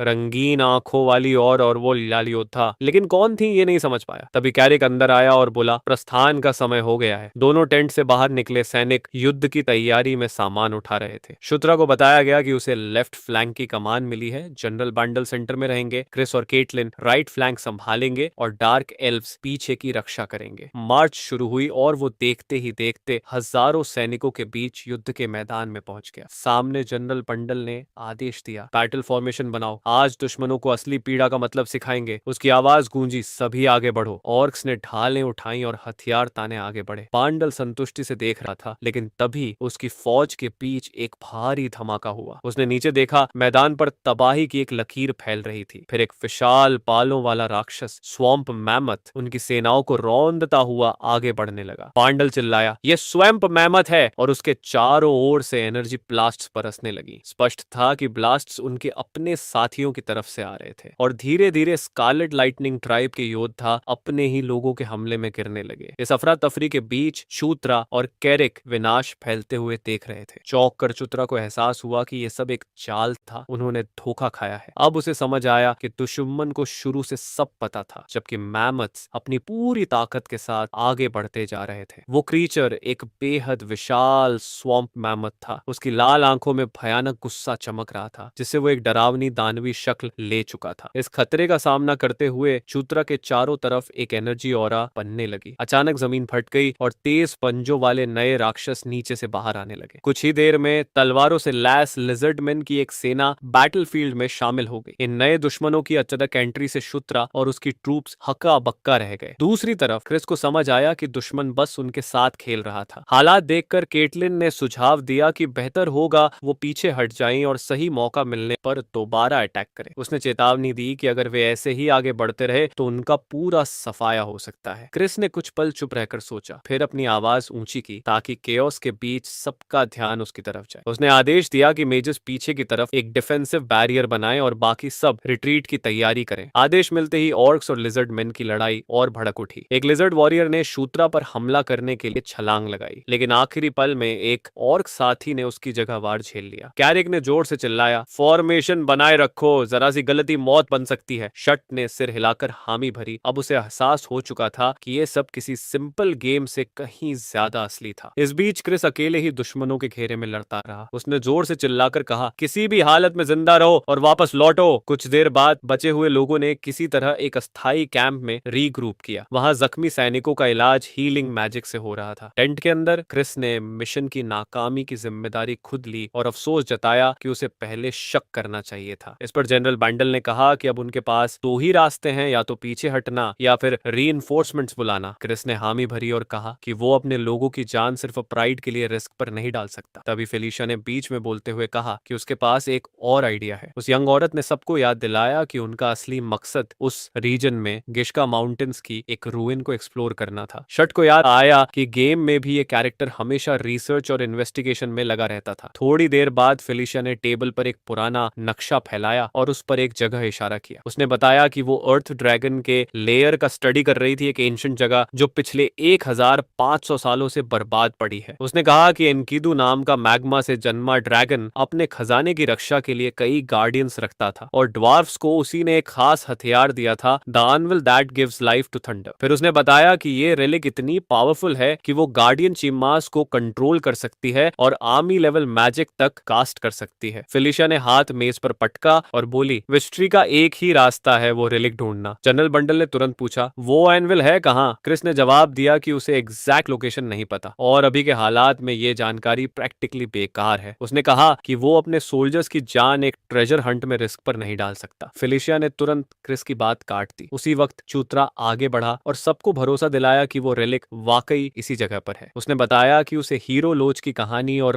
रन स्टडीज में एनविल के रेफरेंस में है। उसने कहा, मैं फेलिशिया पर पूरा भरोसा करता हूँ। प्रिंसेस चुपचाप उसे देखती रही बिना कुछ कहे। फिर चूत्रा उसकी बगल में जाकर खड़ा हो गया। क्रिस फिर आगे बढ़ा और बोला कि बात भरोसे की नहीं बल्कि समय की है जो वो खो रहे हैं। जवाब में शुत्रा ने नक्शे की ओर इशारा किया और कहा कि उसी रीजन में गैन हरर ट्राइब की एक पुरानी लेजेंड भी है, जिससे लगता है कि रूइंस का एंट्रेंस यहीं कहीं आसपास होगा। आखिर में उसने कहा, बस इस बार मुझ पर भरोसा करो, मैं सब दांव पर लगा दूंगा। थोड़ी देर बाद फेलिशिया ने कुछ जादू के जरिए आसमान में उड़ने वाले फैंटम हॉर्सेस बुलाए। सब उन पर सवार होकर अपने डेस्टिनेशन की ओर निकल पड़े। उड़ते हुए सारा ने सोचा, कम से कम अब हमने एनविल की तलाश शुरू तो कर दी। कारक ने शूत्रा से कहा, मजबूती से पकड़ ले। शूत्रा ने मुस्कुराकर कहा, चिंता मत कर, मैं पहले भी ऐसे राइड कर चुका हूँ। फिर उसने अपने सामने एक इंटरफेस खोला और कामली बताया कि उनकी स्पीड से वहां पहुंचने में 1 घंटा लगेगा और मिनी मैप रूइंस की खोज आसान बना देगा। उड़ते हुए उसकी नजर फेलिशिया पर पड़ी जो थोड़ी दूरी पर आगे उड़ रही थी। उसने अपनी आंखें बंद की, उस पल को महसूस करते हुए। रात के अंधेरे में ग्रुप अपनी जर्नी जारी रखे रहा। तभी चूत्रा ने कहा कि अगर वो एंशिएंट टनल्स के पुराने मैप्स को करंट टेरेन से कंपेयर करे तो एनविल की एग्जैक्ट लोकेशन पता चल सकती है। कारक और केटलिन ने हैरान होकर पूछा, सच में ये काम कर गया? जमीन पर पहुंचने के बाद ऑर्क ने पूछा, इसका मतलब क्या है? क्रिस ने बस कहा, शूत्रा को रास्ता दिखाने दो। तभी फेलिशिया ने कहा कि उसे उसकी बात समझ आ गई है और बोली, लीड द वे। प्रिंस ने सिर हिलाया और बोला, सब मेरे पीछे चलो। सिक्स्थ प्रिंसेस चुपचाप हर चीज ऑब्जर्व करती रही। थोड़ी देर बाद कैरिक बोला, लगता है सब बिना सवाल किए प्रिंस के पीछे चल रहे हैं। कुछ दूर चलने के बाद ग्रुप एक बड़ी चट्टान के सामने रुक गया। रास्ता बंद था। ऑर्क ने पूछा, क्या तुझे यकीन है कि एंट्रेंस यही है? ये तो कहीं रास्ता नहीं लग रहा। शूत्रा ने हंसते हुए कहा, मैंने कब कहा कि हम एंट्रेंस पर जा रहे हैं? फिर उसने कैटलिन से कहा, एक सही वार करो और पैसेज खोलो। प्रिंस प्रिंसेस ने सिर हिलाया और तैयार हो गई, जबकि फेलिशिया उसकी हर हरकत देख रही थी। थोड़ी देर बाद फेलिशिया ने पूछा, क्या तुझे सच में यकीन है कि रेले किसी क्लिफ के अंदर है? शट ने शांत स्वर में कहा, मेरे कैलकुलेशन के हिसाब से यहीं से अंदर जाने पर डंजन के गार्डियन से डायरेक्ट फाइट नहीं करनी पड़ेगी। फेलिशिया ने बीच में टोका, और तू सोचता है केटलिन अपने हाथों से ये दीवार तोड़ देगी? क्या वो कोई सीज वेपन है? तभी फेलिशिया के हाथों में एनर्जी जमा होने लगी। वो बोली, रिन एक्सप्लोरर्स हमेशा डिस्ट्रक्शन और एक्सप्लोसिव्स में भी स्पेशलाइज करते हैं। प्रिंसेस ने एनर्जी ब्लास्ट सीधा रॉक वॉल पर फेंका, धमाका गूंज उठा। धूल छंटने के बाद एक पैसेज नजर आया। फेलिशिया ने उस खुले रास्ते को देखकर कहा, क्या हमने इतनी जल्दी सही जगह ढूंढ ली? सब अंदर गए। कैरिक ने बीच में पूछा, वो बीच में डोम जैसी स्ट्रक्चर क्या है? शट ने कहा, वो एनविल की फाइनल प्रोटेक्शन है। कारक ने कहा, तो फिर तोड़ दो इसे। चूत्रा ने चेतावनी दी, ऐसा किया तो रेलिक भी नष्ट हो जाएगी। फेलिशिया ने कहा, यहाँ कोई मैकेनिज्म जरूर होगा जो इसे खोलेगा। वो चारों ओर देखने लगी और बोली, अजीब है, 9 स्टैच्यूज में से सिर्फ 3 के पास हथियार है। केटलिन ने कहा, शायद बाकी को हथियार देने होंगे। फेलिशिया ने सिर हिलाया, नहीं, इतना सिंपल नहीं है। ये हथियार ड्वार्व्स के बनाए हुए हैं, मतलब बाकी स्टैच्यूज को भी ड्वार्वन वेपन्स चाहिए होंगे। तभी शूत्रा बोला, मेरे पास वैसे ही 6 वेपन्स हैं। उसने समझाया कि वो उन्हें पहले यूज नहीं कर पाया क्योंकि उसका लेवल कम था, इसलिए उसने उन्हें ये इन्वेंट्री में रखा हुआ था। उसने करक को कहा कि वो हथियार स्टैच्यूज में फिट करे। कराक ने थोड़ा बड़बड़ाया, लेकिन कर दिया। जैसे ही आखिरी वेपन रखा गया, पत्थर के गार्डियन की आंखों में रोशनी जल उठी। एक तेज रोशनी की किरण सब स्टैच्यूट्स को जोड़ती हुई कमरे के बीचों बीच पहुंची, जिससे उस जगह का सेंट्रल मैकेनिज्म एक्टिवेट हो गया। फिर डोम जैसी स्ट्रक्चर धीरे धीरे खुलने लगी। सबने ध्यान से देखा, अंदर से तेज चमकती हुई रोशनी निकल रही थी। शट की नजर उस ऑब्जेक्ट पर टिकी रही जो सामने आ रहा था। आखिरकार the anvil that gives life to thunder उनके सामने प्रकट हुआ। जैसे ही रेलिक सामने आया, फेलिशिया ने समझाया कि रिकॉर्ड्स के हिसाब से इसे एक्टिवेट करने के लिए एक फाइनल प्रोसेस बचा है। उसने चुतरा और चराग को अपनी जगह पर खड़ा रहने को कहा, जबकि बाकी सबको सर्कल के चारों ओर पोजीशंस लेने का निर्देश दिया। प्रिंसेस ने बताया कि सब लोग क्लॉकवाइज दिशा में डिस्क में माना डालेंगे। शुरुआत वो खुद करेगी और धीरे धीरे सब इंटेंसिटी बढ़ाएंगे। हर कोई अपनी जगह पर खड़ा हो गया। फेलिशिया ने सबको कंसंट्रेट करने को कहा और फिर रिचुअल शुरू किया। उसने अपनी एनर्जी छोड़नी शुरू की। बाकी सबने भी उसका साथ दिया और रेलिक तेजी से चमकने लगा। इस दौरान फेलिशिया ने शूत्रा से कहा, थोड़ा ज्यादा माना पुश करो। फिर बोली, अब यही इंटेंसिटी बनाए रखो, ध्यान मत भटकाना। दोनों लगातार अपनी एनर्जी उस एनविल की तरफ चैनल करते रहे। शूत्रा को फ्लो बनाए रखने में मुश्किल हो रही थी, लेकिन डीमन प्रिंस ने अपनी पूरी ताकत रिचुअल में झोंक दी। अचानक एनविल से एक एनर्जी कॉलम निकला जो डंजन की छत को चीरते हुए ऊपर चला गया। जब धूल बैठी तो शूत्रा ने एक्टिवेशन का नतीजा देखा। वो खुद को एक अजीब जगह पर खड़ा पाया जहां चारों तरफ असंख्य ड्वार्फ्स थे। फटी हुई जमीन से एक डैमनिक क्लॉ बाहर निकली। कुछ ही पलों में उसके चारों तरफ डैमन और ड्वार्फ्स के बीच जबरदस्त जंग छिड़ी हुई थी। वो समझने की कोशिश कर ही रहा था कि तभी एक गूंजती हुई आवाज आई, सुनो मेरे वफादारों। शूत्रा ने सिर उठाकर उस रहस्यमयी प्रेजेंस की तरफ देखा। फिर ड्वार्वन वॉरियर्स डीमन प्रिंस के चारों ओर इकट्ठा हो गए। वो सब देखता रहा। तभी आसमान में एक विशाल हवा का क्रीचर प्रकट हुआ। वो आवाज बोली, ग्रेट एनकिडू के पवित्र घोंसले की रक्षा करो। इसके बाद उस क्रीचर ने घोषणा की कि वो गेट का गार्डियन बनेगा। उसका मिशन होगा डीमन रेल्म और ह्यूमन रेल्म के बीच खड़ा रहना। जब शूत्रा ने फिर होश संभाला, वो हकीकत में वापस था, जमीन पर लेटा हुआ, तेज सांसें लेता हुआ। उसे समझ आया कि उसने जो देखा वो ब्लैक ड्रैगन एकिडू का विजन था। तभी एक आवाज आई, क्या तुमने भी देखा? फेलिशिया उसकी ओर बढ़ती हुई बोली, मैंने एक काले ड्रैगन को देखा जिसका शरीर पिघले हुए लावा जैसा था। कारा ने भी कहा कि उसने वही क्रीचर देखा था। शूत्रा ने पूछा, क्या सबने ये विजन देखा? प्रिंसेस ने जवाब दिया, शायद हाँ, पर इसका मतलब अभी तक समझ नहीं आया। फिर वो एनविल की तरफ मुड़ी और बोली, एक बात तय है, इसे इस्तेमाल करने से सच्चाई सामने आएगी। वो रेलिक के सामने जाकर खड़ी हुई और हाथ से उसे छुआ। उसकी हथेली से खून की एक बूंद रेलिक पर गिरी। तुरंत एनविल से डार्क एनर्जी की एक लहर निकली और फेलिशिया को पूरी तरह घेर लिया। वो उस पावर से जूझते हुए चीख उठी, दांत भींचते हुए रेजिस्ट करने लगी। शूत्रा ने उसका नाम चिल्लाया, फेलिशिया।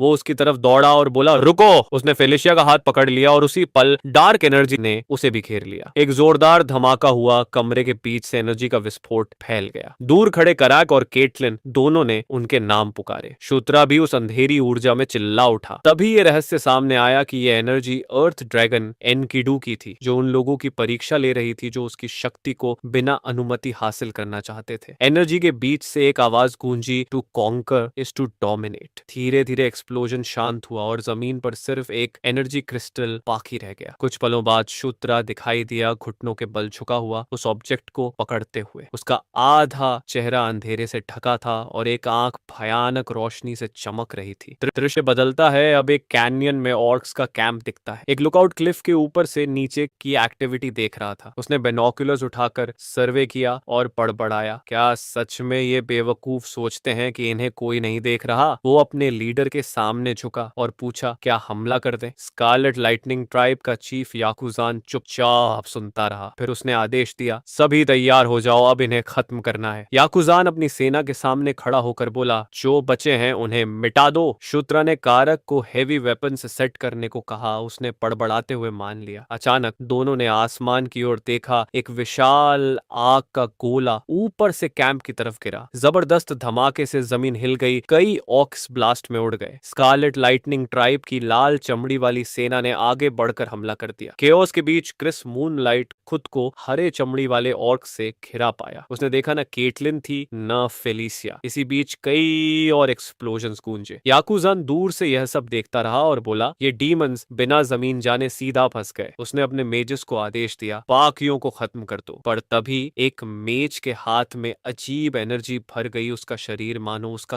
कहना नहीं मान रहा था। उसी वक्त एक विशाल मैमथ उसी एनर्जी से घिर गया। उसकी आंखें लाल चमक उठी। स्कारलेट लाइटनिंग ट्राइब के वॉरियर्स घबरा गए। फिर वो मैमथ अपने ही साथियों पर टूट पड़ा। याकुजान क्लिफ के ऊपर से हैरान होकर देखता रहा, मेरी अपनी सेना एक दूसरे पर हमला क्यों कर रही है? बैटलफील्ड पर क्रिस मूनलाइट ने भी वो दृश्य देखा और सेवेंथ प्रिंस बस चुप खड़ा रहा। वापस डंजन में शूद्रा के हाथ में वो ऑब्जेक्ट था जो एनर्जी से धड़क रहा था। एनर्जी ने उसके चारों ओर ऑरा बना लिया। वो सोचने लगा, क्या दुश्मन ने एनविल हासिल कर ली? वो घुटनों के बल बैठ गया और उस ऑब्जेक्ट को कस कर पकड़ लिया। अंधेरी एनर्जी उसके हाथ में एक हथौड़े का रूप लेने लगी। तभी आयरा आई और फेलिशिया को संभाला। उसने बताया कि ये हथियार थंडर हैमर है, एनविल का दूसरा हिस्सा। उसने कहा, लगता है इनकीदू ने तुम्हें चुना है। फेलिशिया, जिसके चेहरे पर अब जादुई निशान थे, आगे बढ़ी और बोली, इसे इस्तेमाल करो। शूद्रा ने हथौड़ा उठाया और कहा, एनकीदू की माना ने मुझे इसे चलाने का तरीका दिखाया है। ड्रैगन की आवाज गूंजी, to conquer and subjugate is the path to mastery. Prince ने हथौड़ा ऊंचा उठाया। अब उसे समझ आ गया था कि the anvil that gives life to thunder कैसे काम करता है। उसने कहा, पहले स्वॉम्प मैमथ को कंट्रोल करके शुरू करते हैं। उसने हथौड़ा जमीन पर मारा और एनर्जी की लहर फैल गई। बैटलफील्ड पर मैमथ जोर से दहाड़ा। उसकी आंखें उसी एनर्जी से चमक उठी। फौरन बाकी सारे मैमथ्स ने स्कारलेट लाइटनिंग ट्राइब पर हमला शुरू कर दिया। लाल चमड़ी वाले योद्धा चीखने लगे, हम पर अपने ही क्यों हमला कर रहे हैं? युद्ध का पलटवार पूरी तरह बदल गया। जनरल बंडल ने दूर से देखा और बोला, प्रिंस और प्रिंसेस कामयाब हो गए। उसने आदेश दिया, कोई भी दुश्मन जिंदा नहीं बचना चाहिए। हरे चमड़ी वाले ऑक्स ने पूरी ताकत से चार्ज किया। स्कारलेट लाइटनिंग ट्राइब चारों ओर से घिर गई। याकुजान ऊपर से सब देख रहा था। उसने पूछा, क्या हो रहा है? उसका साथी बोला, चीफ, हमें पीछे हटना चाहिए। याकुजान ने गुस्से में कहा, क्या कहा? तभी सामने जमीन फटती हुई उड़ी। क्रिस मूनलाइट उनके सामने आ गिरा। याकुजान की आंखों में सीधी नजर डालते हुए वो बोला, लगता है तुम्हारा अंत आ गया। उसने कहा, अगर सरेंडर कर लो तो तुम्हें दर्दनाक मौत नहीं दूंगा। याकुजान गुस्से से गरज उठा और बोला, यहीं तेरा खून बहाऊंगा। क्रिस की आंखें चमकी। उसने बीस्ट गॉड फिस्टार्ट एक्टिवेट किया और एक ही वार में याकुजान और उसके साथी को उड़ा दिया। कुछ ही देर बाद स्कारलेट लाइटनिंग ट्रीब के सैनिक चिल्लाए, लॉर्ड याकुजान मारा गया। बाकी दुश्मन भागने लगे। क्रिस ने अपने घायल हाथ को देखा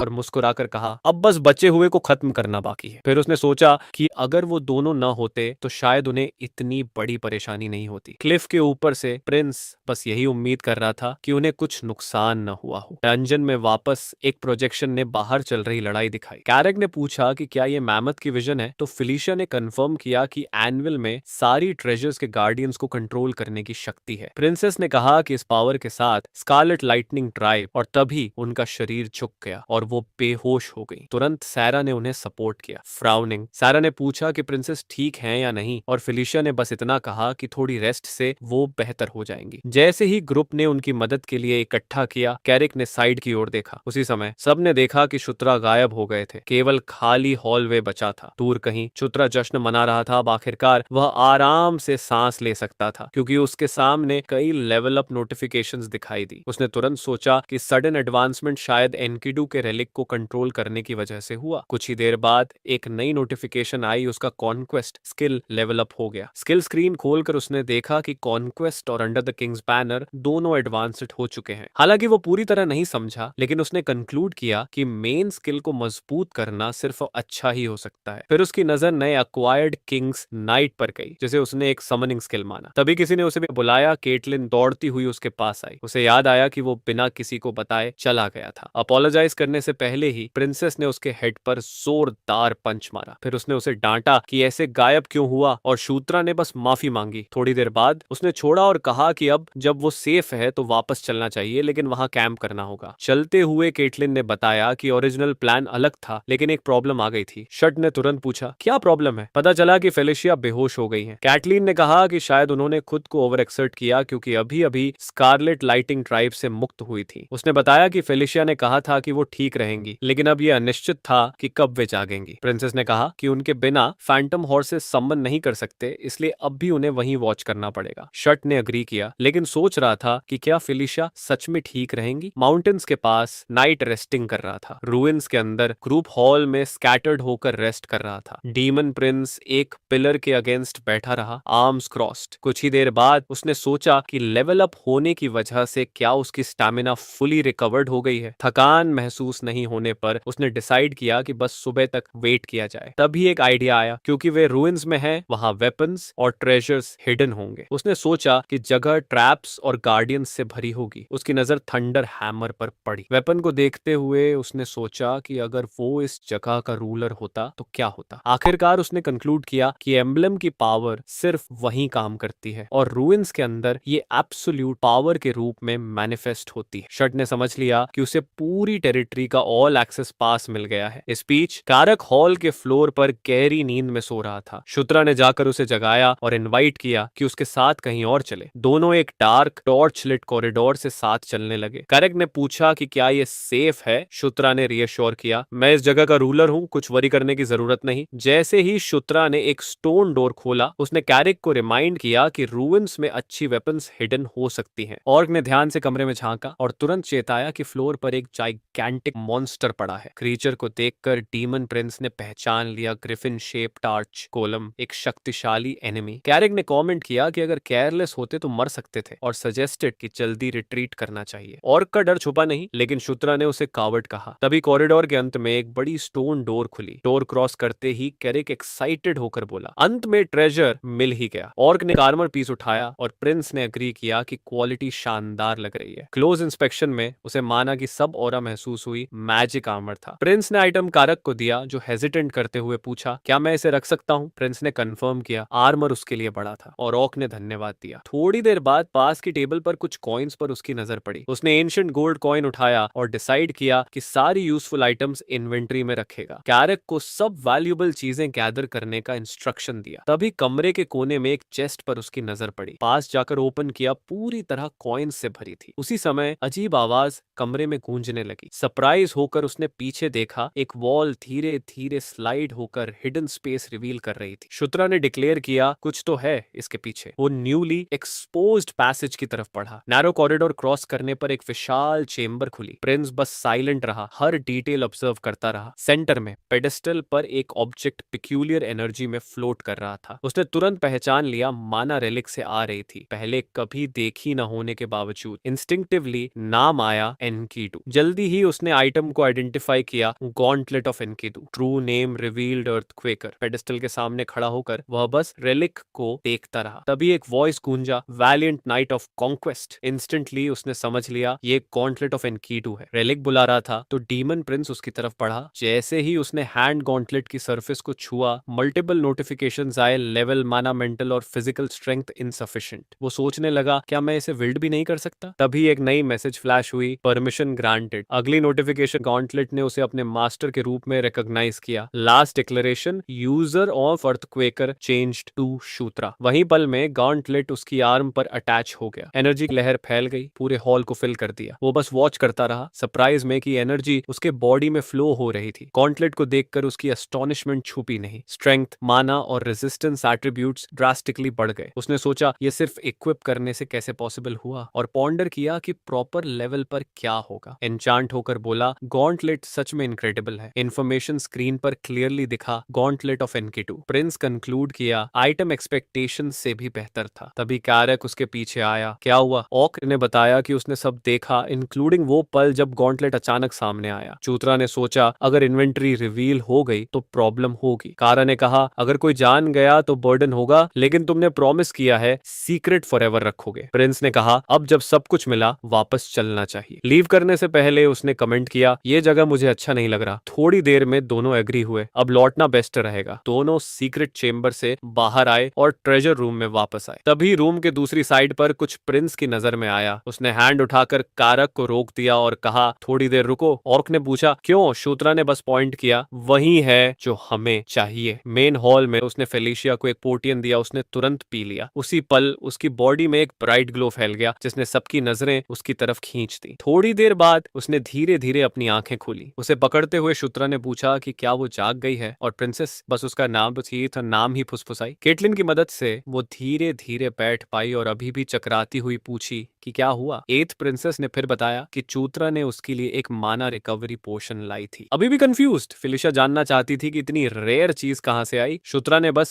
उनके सराउंडिंग्स की ओर इशारा किया और याद दिलाया कि वे कहां हैं। तुरंत प्रिंसेस को याद आया कि वे अभी भी रूइंस के अंदर हैं। हल्की मुस्कान के साथ उसने याद दिलाया कि उसे नहीं भूलना चाहिए कि शूत्रा इस जगह का रूलर है। फिर अश्योर्ड किया कि जब वो रेस्ट करेंगी तो उनकी माना पूरी तरह से रिस्टोर हो जाएगी। फेलिशिया ने फिर धन्यवाद कहा, जिससे शूत्रा सरप्राइज हो गया। थोड़ी देर बाद उसने एम्बैरेस्ड होकर फिर से धन्यवाद कहा। अगली सुबह सूरज उस गॉर्ज पर उगा जहां बैटल खत्म हुई थी। कैंप से जनरल बैंडल ने अनाउंस किया कि वे आखिरकार लौट आए हैं। जनरल ने ग्रुप के रिटर्न का सेलिब्रेशन किया और कहा कि शुरू से ही वह विश्वास करता था कि प्रिंस और प्रिंसेस सफल होंगे। सेलिब्रेशन के बीच क्रिस ने डिस्क्रीटली अपनी थ्रोट क्लियर की ताकि फेलिशिया और शूत्रा की अटेंशन मिले। सेवेंथ प्रिंस ग्रुप की तरफ मुड़ा और फिर से थ्रोट क्लियर किया, थोड़ी हेजिटेशन के बाद। फिर उसने फेलिशिया की तारीफ की, एक्नॉलेज करते हुए कि उसका काम इम्प्रेसिव था। कॉन्फिडेंटली प्रिंसेस ने रिप्लाई किया कि इसमें कुछ खास नहीं था। शट बस दोनों के बीच इंटरेक्शन को देखता रहा। नेक्स्ट क्रिस ने उसे रेस्ट करने का इंस्ट्रक्शन दिया, जबकि उन्होंने क्लीन अप हैंडल करना था, जिससे फेलिशिया सरप्राइज हुई। फिर उसने क्लैरिफाई किया कि क्रिम्सन लाइटिंग ट्राइब के रेमिनेंट्स को अभी भी एलिमिनेट करना था, लेकिन सब कुछ अधिकतम आधा मंथ में रिजॉल्व हो जाएगा। यह सुनकर चूत्रा ने केटलिन से पूछा कि क्या इसका मतलब है कि उन्हें हाफ मंथ की वेकेशन मिलेगी। तुरंत प्रिंसेस उसके पास आई और कान में विस्पर किया कि कोई वेकेशन नहीं होगी। अचानक नजदीक होने से वह स्टन्ड रह गया। अंत में केटलिन ने सीधे कहा कि अभी भी उसके साथ कुछ सेटल करना है। कैंप से दूर शूत्रा का नया टास्क एक सिक्लूडेड फॉरेस्ट में शुरू हुआ। अचानक डीमन प्रिंस को सीधे स्टोमक में पंच मारा गया। एनर्जी इन्फ्यूज्ड ब्लो पूरी ताकत से फेंका गया। केटलिन ने उसे चेताया कि खुद को संभालो, नहीं तो कॉन्सिक्वेंसेस फेस करना पड़ेगा। जैसे ही वो जमीन पर गिरा, प्रिंसेस ने उसे तुरंत उठने का आदेश दिया। जमीन पर उसने रिफ्लेक्ट किया कि beast fist art training brutal थी। पता चला कि केटलिन के कहे गए टास्क में यही ट्रेनिंग थी। पहले 5 दिन सिर्फ सूत्रा को रिपीटेडली हिट करना था। एक हफ्ते के बाद ही वह केटलिन की पंचेस को देखना शुरू कर सकता था। 11वें दिन अब वह उसकी मूवमेंट्स को फॉलो कर सकता था और अटैक्स डॉज कर सकता था। केटलिन ने कमेंट किया कि अब वह उसके साथ काफी अच्छा पेस में है। डीमन प्रिंस ने रिप्लाई किया कि यह समय की बात थी, अब तक की सारी बीटिंग्स के बाद। इंटेंस ट्रेनिंग के चलते उसकी बीस्ट फिस्ट आर्ट और ऑरा स्किल्स लेवल 5 तक पहुंच गई। केटलिन ने डिक्लेयर किया कि अब से वह गॉड बीस्ट फिस्ट आर्ट शुरू कर सकता है। उसने उसकी तारीफ की, कहा कि वो इम्प्रेस्ड है और उसने कभी नहीं देखा कि कोई इतनी जल्दी सीखता हो। यंग मैन फोकस्ड था, डिटरमिन्ड कि आखिरकार लाइकन की सीक्रेट टेक्निक मास्टर करे। फिर प्रिंसेस ने उसके हाथ पकड़े और कहा कि वो उसे ऑरा इस्तेमाल करने का नया तरीका सिखाएगी। हाथ फर्म पकड़ते हुए केटलिन ने इंस्ट्रक्शन दी कि एक भी डिटेल मिस ना हो और ध्यान से फॉलो करे। नोट करके शूत्रा ने कंफर्म किया कि उसने समझ लिया। उनके जॉइंट हैंड्स इंटेंस एनर्जी के साथ ग्लो करने लगे। तुरंत एक मैसिव ऑरा एक्सप्लोजन उनके चारों ओर फूट पड़ा। आईज क्लोज्ड शूत्रा ने कहा कि वो केटलिन का ऑरा फील कर सकता है। फिर उसने रियलाइज किया कि एनर्जी उसे सिमिलर लेकिन अलग तरीके से गाइड कर रही है, जिससे ऑरा की डेप्थ महसूस होती रही। बॉय ने रिफ्लेक्ट किया कि एक्सट्रीम पर पुश की गई ऑरा सोल और कॉन्क्वेस्ट की शक्ति बन जाती है। उसके लिए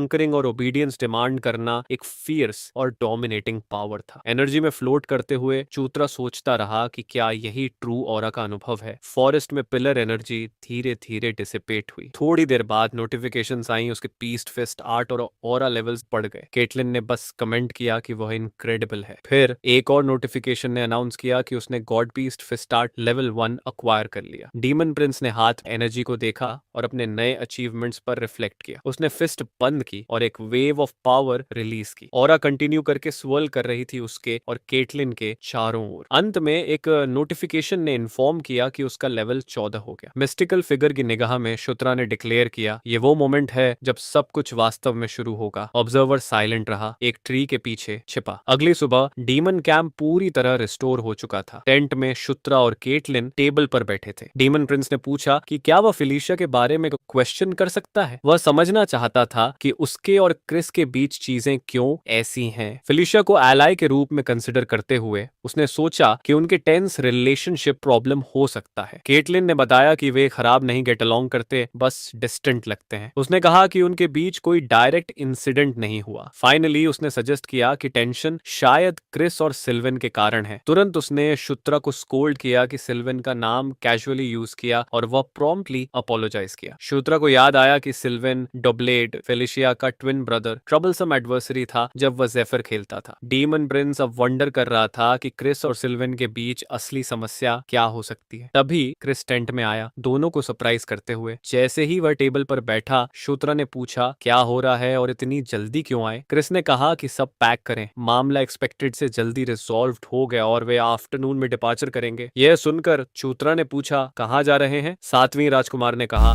मटस सेटल्ड, अब हमें प्रेजेंट होना है ऑफ कोर्स। फिर जनरल बंडल ने राजकुमार और राजकुमारी का धन्यवाद किया उनके एफर्ट और डेडिकेशन के लिए। उसने कहा कि वह ईगरली उस दिन का इंतजार कर रहा है जब वे फिर मिलेंगे। शर्ट ने रिप्लाई किया, मैं भी उसका इंतजार करूंगा। पूरे ग्रुप के सामने क्रिस ने पूछा अब हमें जाना चाहिए। फाइनली उसने अनाउंस किया हम डीमन किंग के कासल जा रहे हैं। इम्पोजिंग कासल फिर प्रकट हुआ, लाल और ग्लूमी स्काई के नीचे। वास्ट थ्रोन रूम में एक सॉलिटरी फिगर थ्रोन पर बैठा था। फिगर रिवील्ड हुआ, इम्पोजिंग डीमन किंग अपने थ्रोन पर इंतजार कर रहा था। और इसी के साथ अगर आप डेली वीडियोस देखना चाहते हैं तो आप मुझे फ़ोन के लिए डोनेशन दे सकते हैं, जिससे मैं जल्दी जल्दी वीडियोस डाल पाऊंगा।